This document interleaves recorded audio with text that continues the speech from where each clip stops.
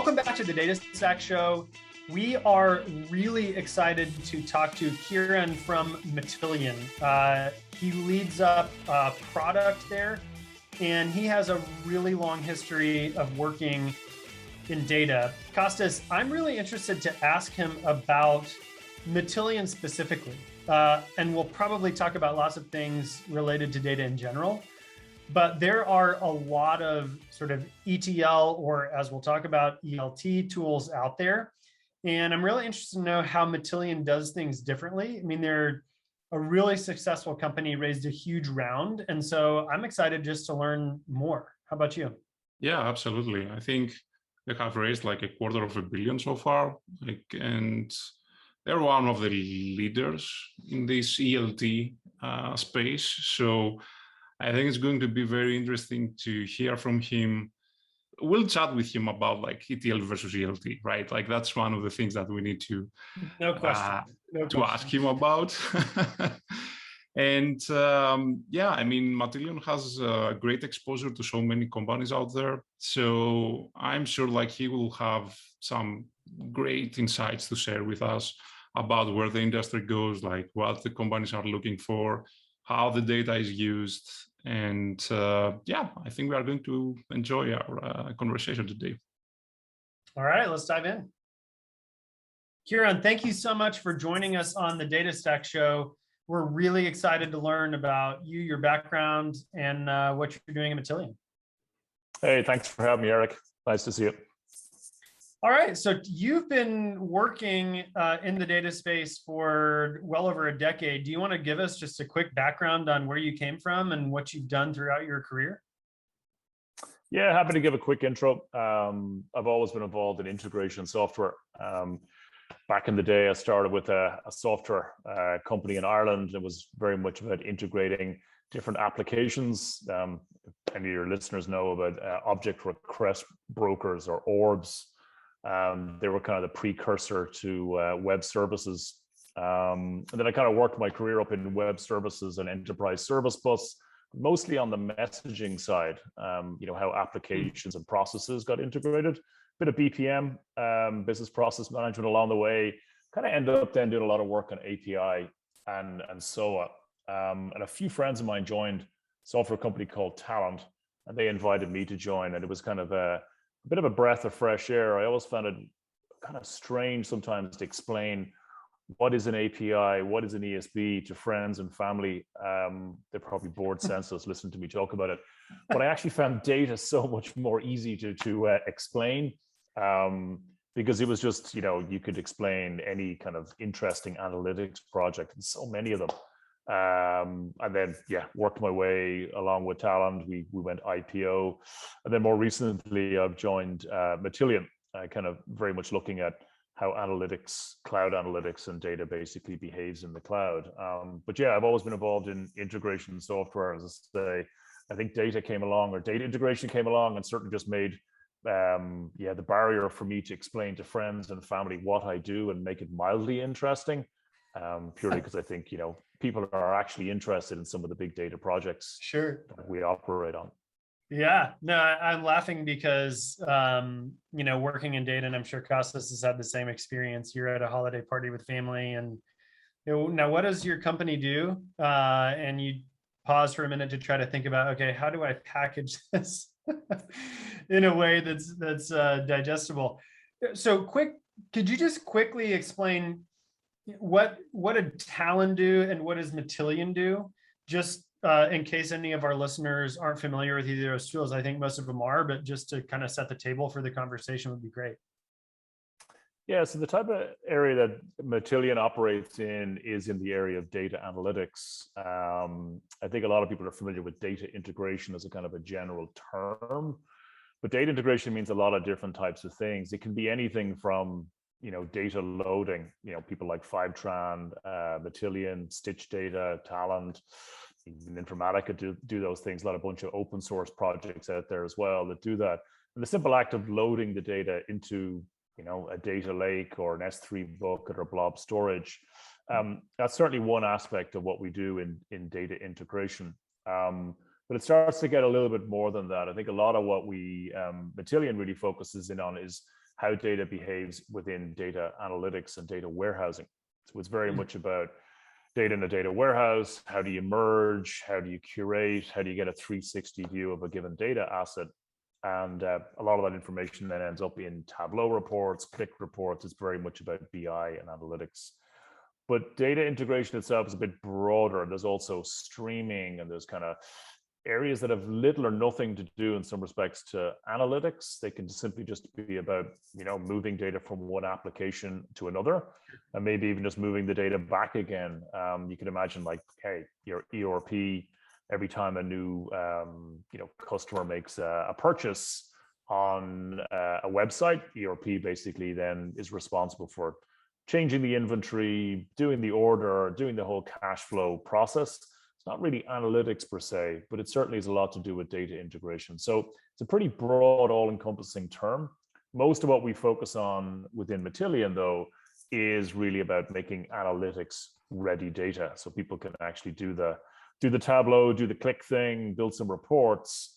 But then going beyond the report, it's about, can we take a 360 view of a customer, patient, employee, and start to basically connect that back into operational systems, be they applications, customer experiences on websites, operational databases, simply just to scale a business. So a lot of different things, pretty broad, but as I say, most of what we focus on is in the area of analytics.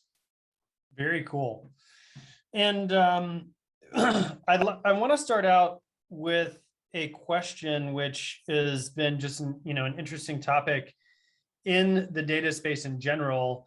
But I think, and I hope that you and Matillion have strong opinions. So ELT versus ETL, there's a spectrum of opinions on this, and I think some strong opinions on sort of, which one is better. That varies by use case.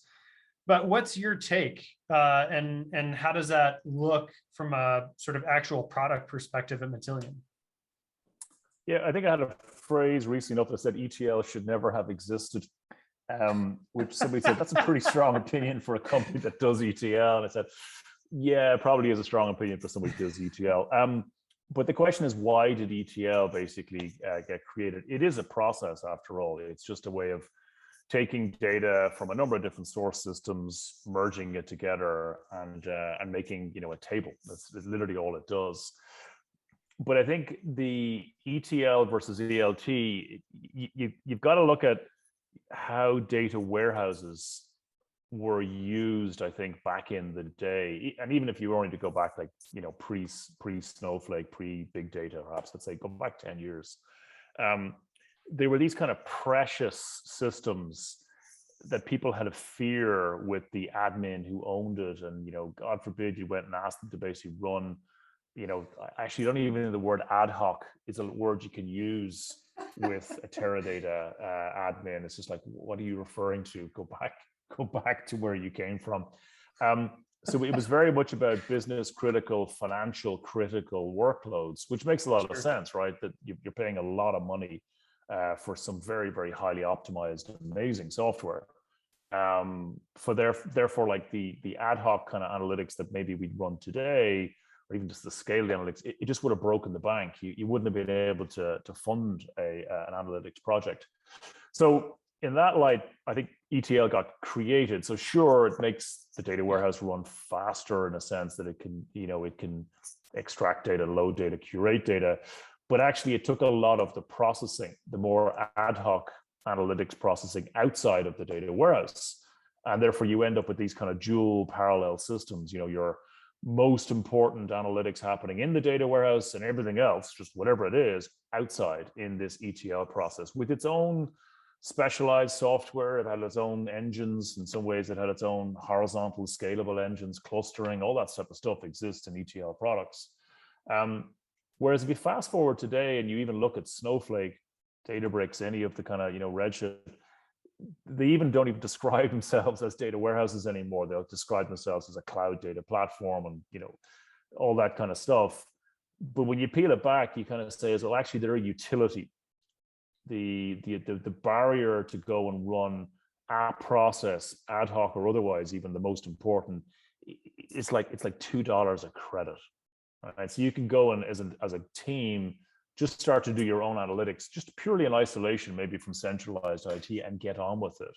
And in that world, you kind of go and say, well, where does the processing now belong? It's like, well, this utility, this Snowflake, this incredible kind of, linear scalable capability I've got with all of my data at my fingertips, surely the better thing would be to leverage it and not have a separate parallel system. So why did I say that ETL shouldn't exist? It's because it does exist for certain types of use case, but the balance of processing, whereas previously it may have been like 80-20, you might have had a lot of processing in ETL and a certain portion of high value stuff in data warehousing.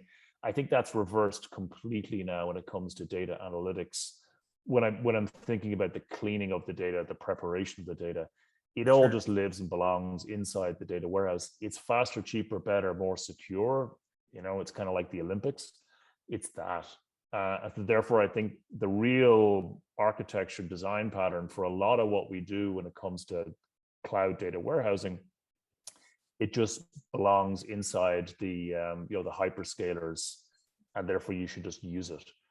Where ETL makes a little bit of sense still is the loading or the extraction. There are some periphery use cases that make a lot of sense not to be done in a data warehouse. But back to our original definition of data integration, I think those things are kind of like either on the load or on the extract, or when you're kind of doing like app to app kind of data stuff. But what we use ETL for is always about pushing down into data warehousing. I think that belongs in the data warehouse. And that's why I think there is a fundamental shift that's happened where people really are now using an ELT architecture. But maybe some people don't even recognize it as such. They go, no, it's ETL, but that's the product category. I think the architecture is really an ELT architecture. So no strong opinions at all at Matillion. Not in the least. No. Ciaran, do you see any kind of like current or like future use cases where ETL might still be relevant? I think the one that we see is certainly ingestion. Although some companies would describe it as just ingestion. The act of having a SaaS application that just does the load, it makes sense there, right? Because it's highly optimized. You can do streaming, you can do a whole bunch of other types of use cases. And the data warehouses are not, well, either they're highly protected, you don't want them connected to the internet that way, or they're not yet optimized for that use case. I can see Snowflake and others basically heading in that direction where they're adding more streaming ingestion capabilities. But simply the act of loading ingestion, I think it's kind of ETL-like. The other part I think is interesting is the last mile of analytics is where you have something highly curated, 360 view of a customer, and you want to synchronize that back into an operational application, operational database. I think that is ETL as well. It's a separate process that sits outside the data warehouse. Data warehouses themselves are not optimized yet to run a lot of services. Even some of the work that some of the data warehousing companies are doing today, it tends to be, how would I say it? It's kind of limited in some of the things that it can do. They're not fully formed services in the way like a SOA architecture would think about a service, or even a container or a microservice.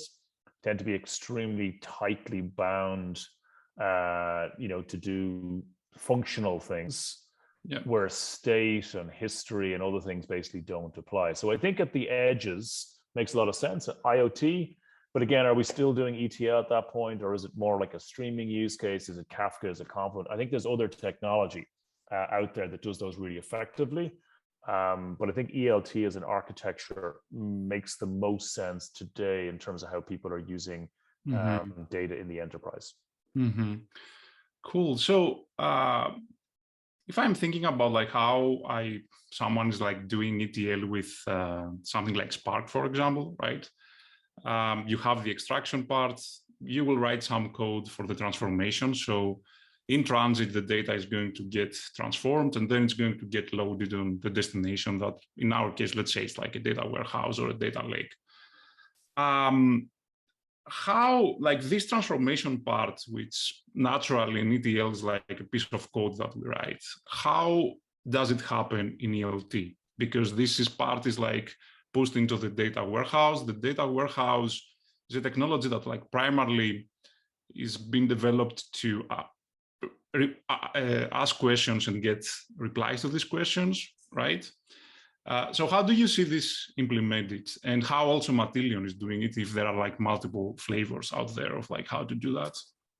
Yeah, it's a very interesting question. So if you look at, we spent a lot of time working with Databricks on the way their architecture, a lot of my background is with Spark technology, from my previous employer. Arguably what they do though is that separation of compute and storage. So their compute and their separation of storage, it's not any way dissimilar to what like a cloud data platform does. It's just different technology. Now they have different smarts and the different schedulers and they have different histories, but both basically what they're doing though is they've separated the storage. They have a way of clustering the compute. There's a schedule. They break the task down. They do a whole kind of MapReduce kind of behavior. Like if I look at that long and hard, the fact that one uses Spark, one uses Python, the other uses SQL, that's the modern architecture in my mind. That's what it is. That is the ELT. I think ELT of yesteryear is synonymous with SQL only, and it's only working with cloud data warehousing or even just data warehousing. But if you look at data like the Lakehouse architecture from Databricks and the way their SQL analytics platform behaves, I mean, like you can push SQL, Python, PySpark into that engine. It'll look after how the scheduling and the splitting of the task works.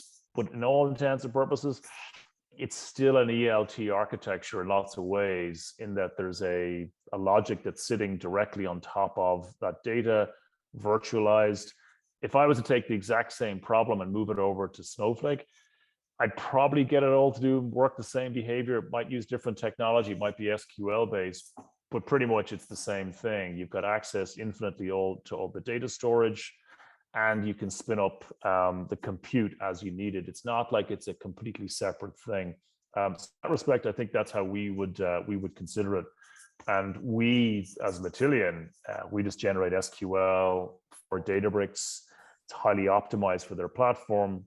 If we take the same design and we shoot it over to Redshift or Snowflake, internally, we will just generate different SQL to leverage that platform because they have some specializations and variants between each of them. But to you as an end user, you just see a design. But under the covers, we are basically leveraging that ELT architecture. Maybe I couldn't convince Databricks to call what they do an ELT architecture, but at the end of the day, that separation of compute and storage, it's that I think is the modern data architecture that people are looking to leverage. And the fact that the storage basically is like literally just infinitely scalable and so ubiquitous that you just could create materialized views in the data and use it for multiple different things. I think that's the big game changer that we basically are witnessing. Mm-hmm. And how it works with Matillion? Like what's the experience that someone has when using Matillion?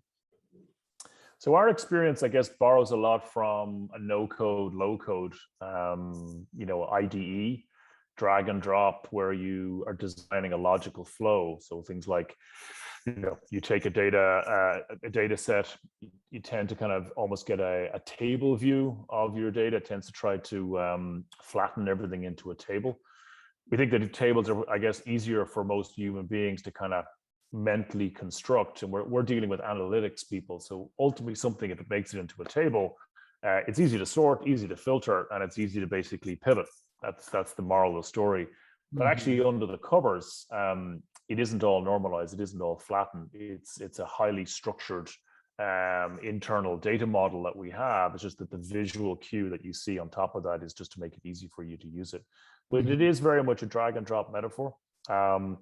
It has a lot of if then else logic that you typically see in ETL style products.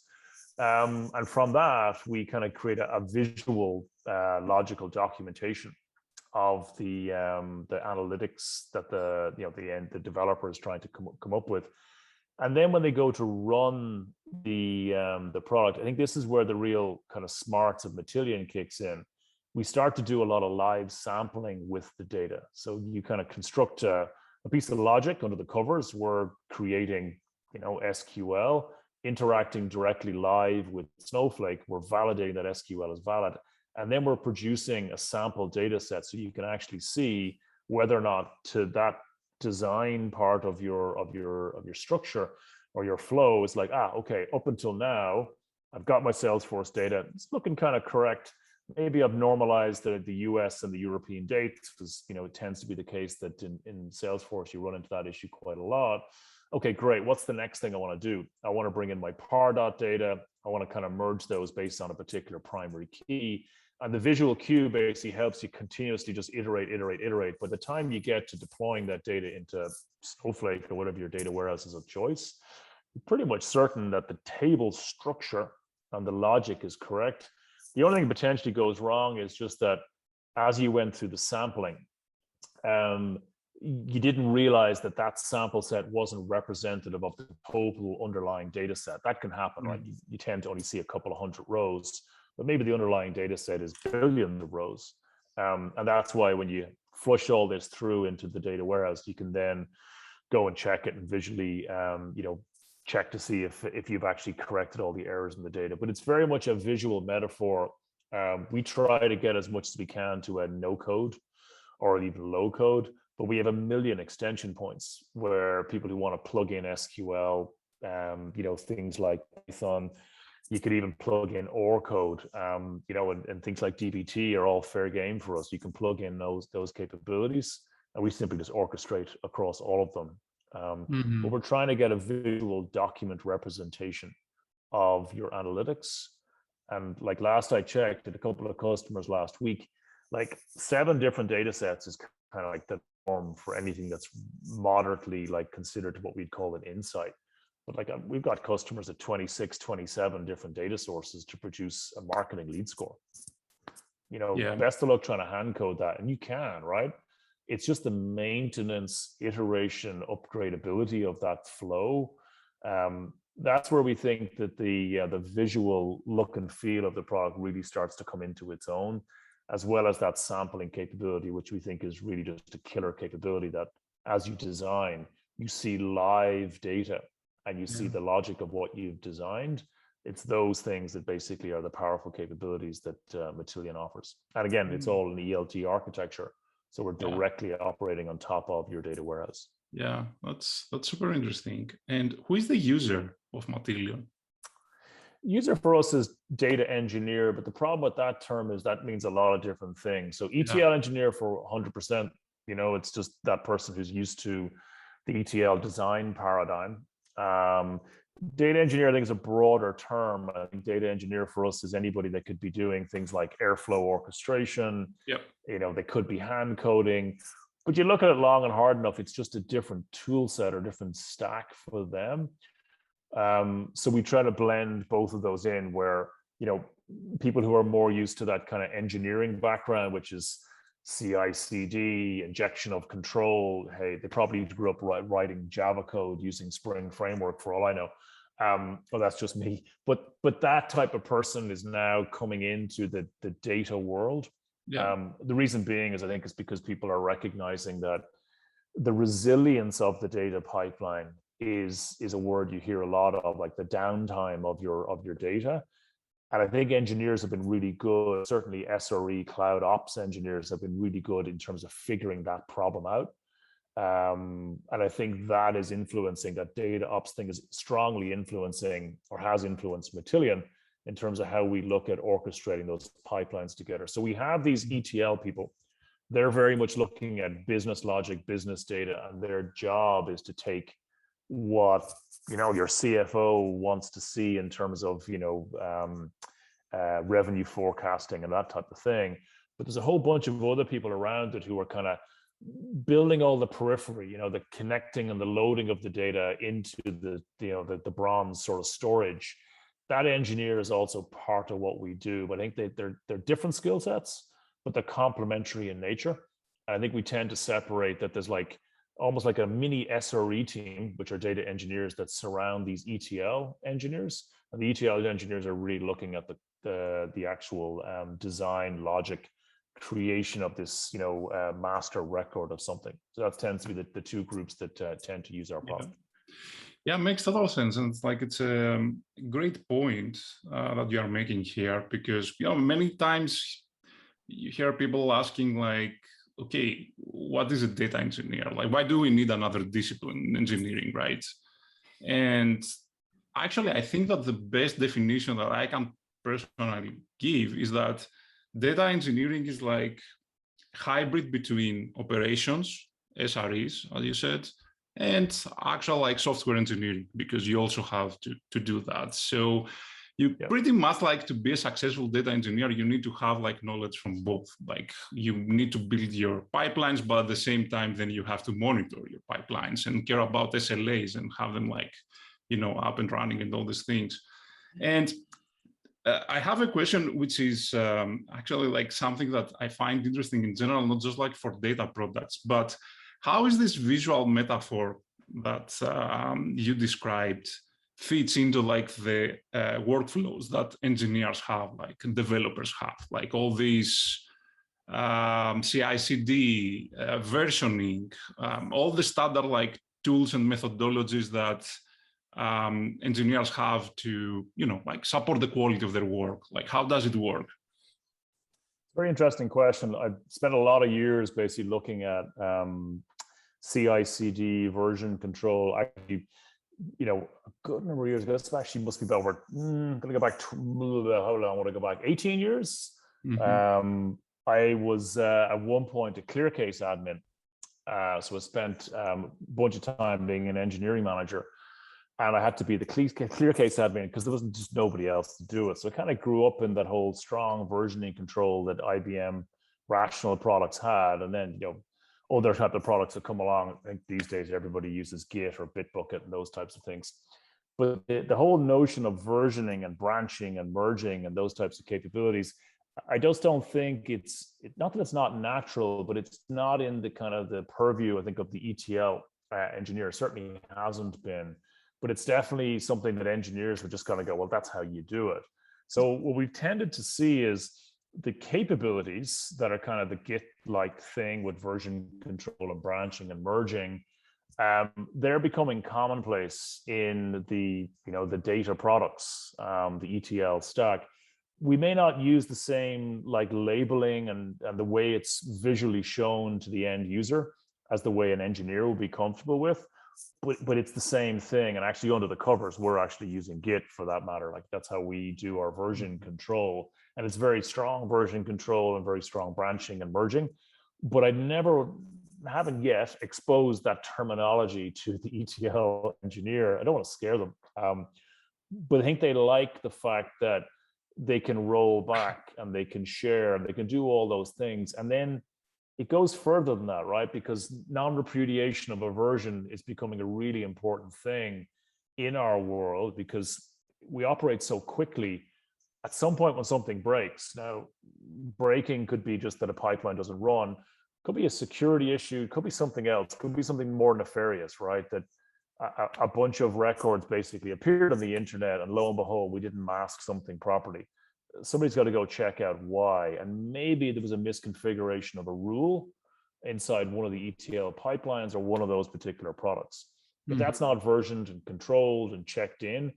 You've no idea. And a lot of ETL down through the years was just not that. It's like almost like we got an analytics project. Great. How does the data work? It does this thing. Okay, how do we know we're being successful? Because the head of sales basically hasn't given out to me this week. Like, that was the testing, right? It was that. And then you come along and you kind of upgrade or migrate that. And somebody goes, oh, how do we retest? Well, we check to see if the head of sales is giving out to us again. And then we know the report looks like it's correct. But that's not good enough, I think, clearly in modern enterprises. So I think the CI/CD is here to stay. It's just that we don't necessarily expose those features the way we would to an engineer, but we're actually still using those under the covers. So that's how we experience it. But it is strong versioning for a lot of good reasons, but a lot of it comes back to we think it makes the data boat go faster. Because upgrades and migrations and all those things that happen all of the time now, and reuse is really well supported by those principles. Yeah, that's super interesting. And there are like two terms that we hear a lot like lately, and they're like many companies are getting funding to build products around that, which is anything around data governance, quality. What's your opinion on this? And how do you see also these kind of functionalities, how they play together with the ETL tool or ELT tool like Matillion? Very interesting one. I've spent a lot of time, over the last number of years building data cataloging technology and data governance technology. And I've kind of seen it grow up, and then during COVID, I wouldn't say it waned, but it has basically found maybe some of its place and position. So it's a case of going, I think cataloging capabilities can really dramatically improve analytics. They really promote very strong reuse. If you can extract a lot of the semantic meaning of data, you can do really cool things. Like you can start to automatically infer if the data is good or bad, or if it's standard or not standard. And that stuff comes, I think, a lot from the principles of what data governance teams and product can do. They're very good at looking at metadata. They're very good looking at relationships. And if you can put that stuff to use, you can ultimately solve the big problem, which is the data quality problem. So I think a lot of what the governance products can do is provide really good semantic understanding of data that could be used not just for the purposes of governance, but actually more importantly used for the purpose of data quality and fixing data, or automatically detecting and indicating there's something wrong with the data. A lot of the governance products, like we're really good friends with Calibra. A lot of them basically exist in some ways at a different level. They're kind of like a ticketing system whereby approvals, and there's like, data custodians and people who own the data have to basically approve it and sanction it for use. But I think they're only really at the beginning of that industry. I think it's like, yeah, we've seen, massive innovation there in the last couple of years. But I think it's going to be more interesting if you look at what Snowflake's doing around like the data cloud. This idea that there's this massively curated sets of reference data sets. It becomes really interesting that if you start to blend some of the principles of the catalogs and the governance in terms of where did that data go and how does anybody know after it's been released into the data cloud. So I think governance is interesting, that it has a whole new innovation area that I think it'll eventually end up in. But I think primarily right now is I'm fascinated by the use of the metadata that governance tools have, but to actually go and fix the quality problem. I think that is actually a problem we should go fix. I think it's not even just practical. It's like we have to solve that problem. And I think governance is kind of like an interesting, secondary issue that a lot of organizations have, but everybody has a data quality problem. Like everybody has that problem. So I think for ETL and us, we use the metadata to go fix it. And then we partner with the best in the business, the likes of Elation and Calibra, to help their customers do what they want and what they do in terms of approvals and all those types of things. But to me, I'm more interested in the use of the metadata to go fix the quality issue. Super interesting. Okay, so ETL or ELT, as we call it today, I mean, it's something that exists pretty much since we created database, right? So we might keep reinventing it, but like as the process, like it's something that exists like for like forever. What's the future? How does it look like? How do you see it, like based on your experience, like with Matillion? What is next, both for Matillion and also like for this category of products? I think you're right. I think that there's every once in a while a blog will come out, usually by a data integration vendor, that ETL is dead, just to kind of reskin it and say it's not quite dead. It takes on a new life of its own. What we look at right now is this, what we call a definition of the modern analytics, which is a combination of BI and data science and operational analytics. So in that respect, what I think is that you're right, ETL is here to stay, but I think the future of ETL is back to what we talked about in terms of the operations. Mhm. It's really about not just automating much more, it's about much more resilience in those pipelines. Like, how can you detect that something is going to fail before it fails? I think we can really solve that problem today. How can you do things like get a job to optimize itself? Those types of things are definitely starting to become real, like things that we can actually go do, because we've learned a lot more about the relationships of the data, and the query optimizers inside the data warehouse are becoming a little bit more accessible in terms of how the APIs would work. But I think that's where I think a lot of the ETL is got to go, is that can we detect errors before they happen? Can we alert people? But then can we auto detect that something is, could be better optimized by automatically tweaking the configuration? Mhm. And the only way we can do those things is like we've got APIs, we have the ability to inject variables. So again, good engineering principles. And then it's actually about leveraging the APIs of those underlying platforms where they have really smart, intelligent things built in, and we can basically promote, different attributes, different ways of configuring the optimizers, and those optimizers then help the actual job run better. So it's like that kind of, there's an ecosystem, or a kind of a sense of, if you can bring together all those kind of capabilities, the ETL becomes smarter, more resilient, more optimized in the future. But I do think it comes back to that, is that we're trying to solve the problem of BI, data science, and operational analytics. And ultimately, that's going to be about making the pipelines run faster with more resilience, and then using the data, curating it much more, and reusing the insight that we actually generate and curate. That's what I think the future is. And that's exactly what we're building at Matillion. We call it the data operating system. We think that companies need to run their data as an operating system. And then operating system by definition is modular, smarter, more resilient, more scalable than the way we used to, look at ETL, let's say last year or the year before. Nice. One last question from me, and then I'll give the stage to Eric. Okay.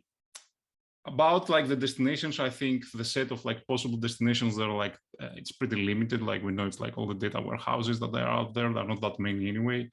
But about the sources, and based on like your experience as Matillion with all the different like companies that you have interacted, what are the most, let's say, common ones? And also, can we break them down into like some categories of like sources that are like distinct in some way? It's a great question. I think it's a real bugbear, I think, of all software vendors right now, is that everybody ends up basically becoming a connector company in the integration world. And a lot of it's down to the fact that customers, I'm not sure if it's unwilling, because I get why they want it. It's every connector has to be supported. So then everybody basically does the same thing over and over again. We all end up with hundreds of connectors. And then lo and behold, AWS will change a security profile, come out with some new IAM service, and you've got to go and iterate through 100 connectors. And we all do it, right? Every single one of us. I mean, it doesn't matter. You're going to rock up to your next big $1 million customer come January, and they're like, hey, do you guys support, some API from some new CRM that you haven't heard from before? So to break the back of that problem, we've been kind of looking at, hey, we'll give you a no-code toolkit. You point it at the API, and we will automatically, construct a Matillion connector under the covers to try to kind of alleviate some of that, need for the vendor always to be, building out the connector. Connectors for us largely fall into really just two very simple categories. At Matillion, we tend to broadly look at batch-orientated APIs, batch-orientated data warehousing like JDBC connectivity. But now increasingly, we look a lot more at CDC and streaming APIs. So there's a lot of work that we've been putting in. We're going to announce it at reInvent in a couple of weeks in the area of change data capture and streaming. They tend to look at those APIs subtly differently because the nature of the queuing capabilities and the queuing technology. And there's just a whole other kind of, service lifecycle that you have to obey and observe that's quite different with APIs in a sense of, internet APIs, REST APIs, versus something like a queuing technology where, you read it once, at most once delivery, all those types of things are very, very different. So I tend to look at them, the two broad categories, but ultimately I think it comes back to is there's just vertical categories that customers are interested in. Do you have a set of capabilities in finance? Are you guys really good with building applications? Like, do you support Recurly and all the rest of it, like the whole list of things like NetSuite? Yeah. But I think for us, it really comes down to that. The ingestion capabilities are broadly bifurcated into REST APIs, databases, and increasingly now, streaming APIs. Mm-hmm. Okay, that's interesting. And why do you why CDC is important? I mean, recently also like Fivetron acquired like a company that like specializes on CDC. We have seen CDC being mentioned a lot, especially like in big corporations. We had like someone like from Netflix. They have done like a lot of work there.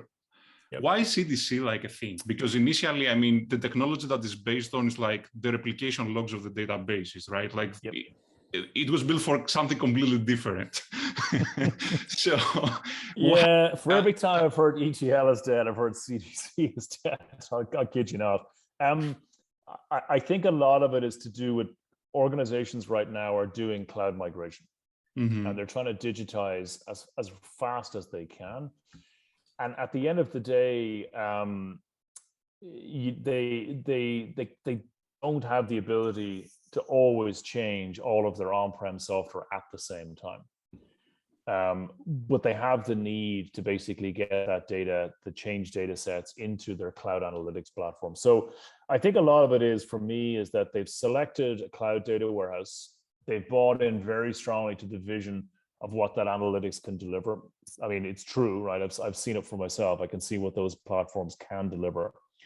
But some of those changes in their business are so important, and they have to happen at a faster rate than basically a daily or an hourly batch load, that it's like, hey, if we could just use the CDC style of use case, that would basically help our analytics. And I think it's that state of affairs that we're in right now. I do believe, though, that there will be another messaging technology. It could be Kafka, it could be a new variant that comes along that's so ubiquitous and widely deployed within the cloud infrastructure, and it overcomes a bit of the kind of the complexity of the admin, that we could just see a replacement of some of that CDC style of use case, which, as you said, is the log redo and kind of style. And it becomes much more of a messaging kind of push to a queue with topics, basically multiple readers.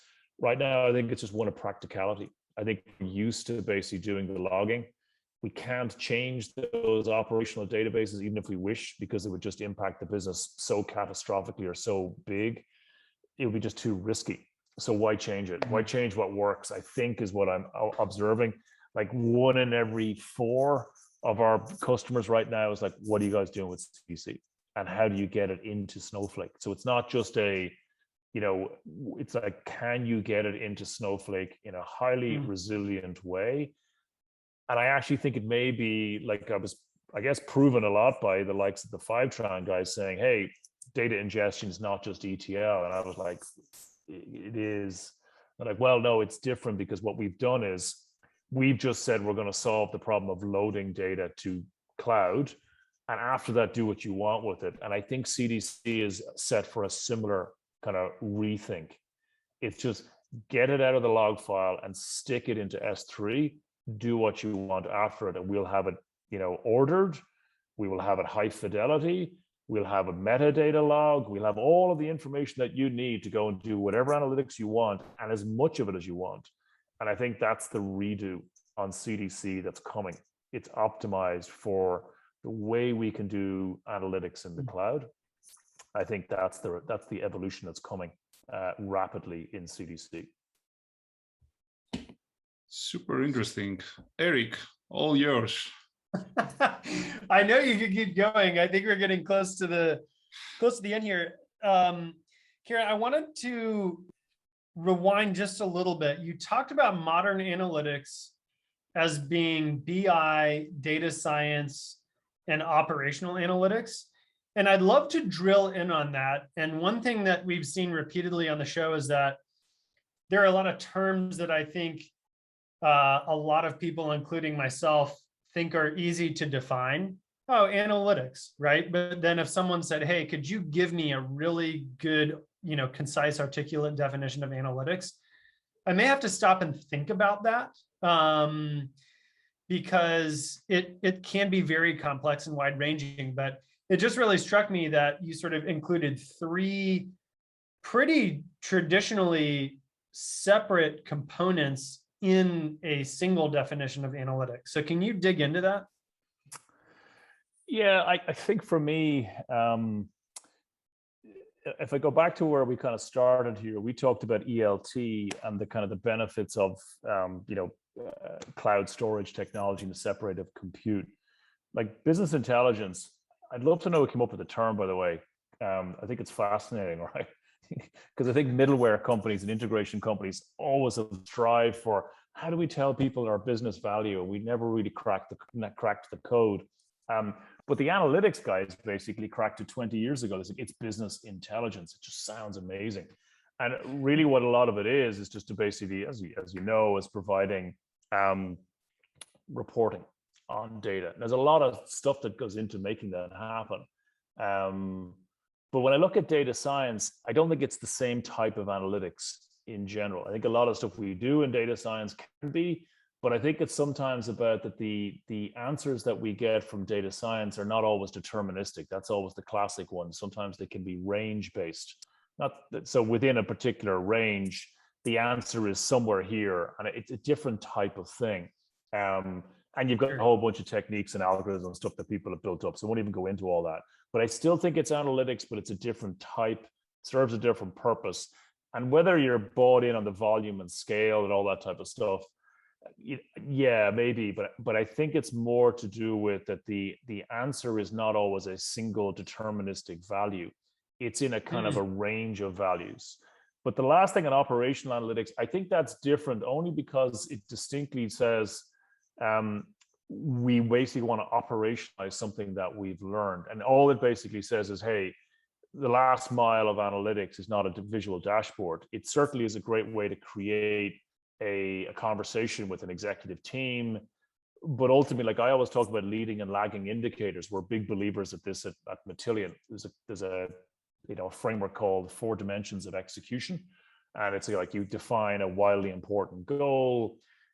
As a team, you set this noting of what's a lagging indicator, which might be revenue or something like that, or customer count. But nobody in a sales team can do revenue on a Monday because, like, hey, the deal might even close for 6 months from now. But they can do how many customers they've talked to this week, how many demos have they done, how many trials have they got in the queue, how many SQLs they can create. They're leading indicators of revenue.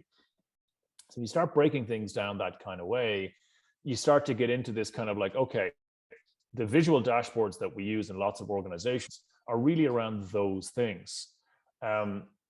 But what do you do with them after you've learned some sort of an insight? You've learned that there's a correlation between this and this. It makes so much more sense to take that insight and take it out of the Tableau dashboard and give it back to that salesperson who every day is making those cold calls. You'd say, hey, not for nothing, the list of 100 calls we've created for you as the marketing team, we're going to stack rank them in the best order we think is possible for you to call those customers, because we think there's a propensity model here that you need to know about. Propensity model comes from maybe data science. The underlying data sets comes from BI. BI basically created a dashboard for everybody to go and say, oh, that looks interesting. But operational analytics was to take that insight and actually do something with it in the day-to-day of the salesperson. So that's why I separate them into 3 things, is because I think they deliver different value. And I think they actually are subtly different use cases, even though they all can be additive to each other. And that's what we define as modern analytics. And when you're doing at least all of those 3, we think you have the right to basically say, hey, we're a digital leader. And it's Pete's Coffee, it's Slack, it's those Juniper networks, it's those companies that work with us.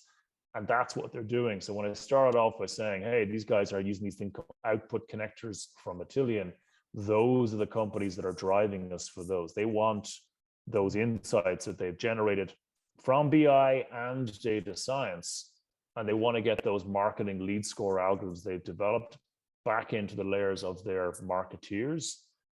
That's why we call that modern analytics. We think that really defines a data-driven company.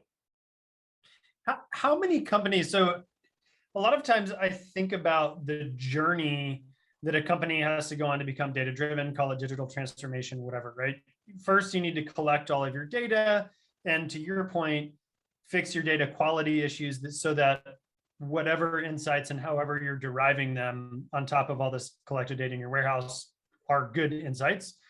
Number one, dashboarding, I would say, is part of that, but a lot of times it's sort of another step, right? Actually sort of building good dashboards, and that goes from executives sort of down to functional teams. How many, like, what is the fall off of companies who sort of collect data, do the quality thing, have good dashboards, and then how many companies are actually doing operational analytics well? Because my sense is that it's probably not many. I mean, you mentioned companies that we all want to emulate, but I wonder what penetration is with operational analytics. We did a bunch of surveys actually this year on that. I'm happy to share the data with you if you wish. We saw that, you know, BI analytics, yeah, no surprise, right? With like Matillion, it's like in the 80 percentile, right? Sure. And I'm surprised it wasn't 100%. I actually was kind of scratching my head on that one.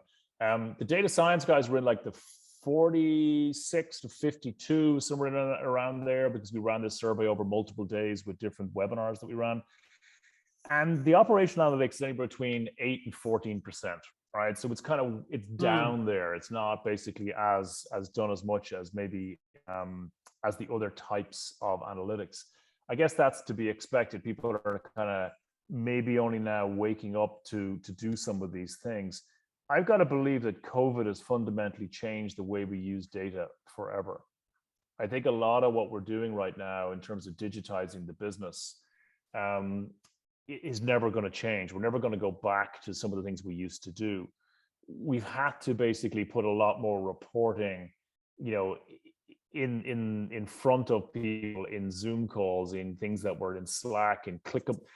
So we've created the, you know, we don't print out stuff anymore, right? We don't basically show up to the exec meeting and here's the printout, the exec pack and the rest of it. The exec pack is basically a Google Doc. And the Google Doc links into the Tableau report and all those things. And then you started getting into like, what's a hack day in an organization? It's basically, so the cultural shift is rapidly happening. And I think it's like, hey, it's winners and losers, right? A lot of businesses will struggle to make it through this pandemic. And the ones who basically come out the other side of it, I think they're the ones who are going like, hey, what is everybody else doing? And I think if they've at least made the journey to cloud analytics and they have a cloud platform, they have a fighting chance of taking some of those insights they probably have already created. They've just got to basically get them out of the data warehouse and put it in some operational system, database, e-commerce website, something, propensity to buy model. What's the next product that somebody basically wants to select, all those things. A few weeks ago, I met one of our customers. It's an online webinar. I kind of jokingly said to him, like, I wasn't trying to insult him, but he's in insurance. I said, hey, insurance must be the most boring data industry to work in, right? And I said, so what are you doing in data science? Probably nothing, just to provoke a reaction. And he kind of laughed and said, well, let me tell you what we do. You may have heard in America that sometimes we struggle with things like climate change and agreeing whether it's happening or not. I said, might have read that in the news. Yeah, controversial to kind of dig into that with the customer on a live webinar. But he said, but we as an insurance company have to take a position on climate change because we insure a lot of properties in the state of Washington.